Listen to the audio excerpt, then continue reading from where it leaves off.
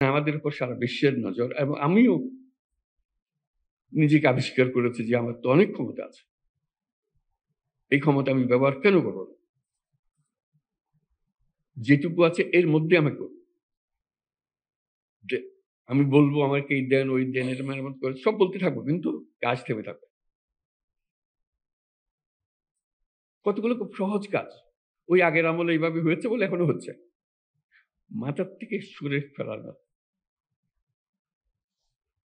আগের আমল হাওয়ায় বিলিয়ে গেছে।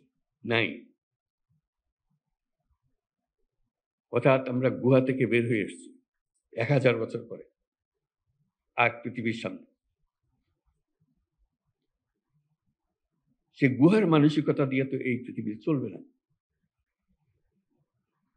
গুহার থেকে বেরিয়ে আসতে হবে। এইটুকু শুধু স্মরণ করিয়ে দেওয়া যে আমরা গুহাবাসী নই আর।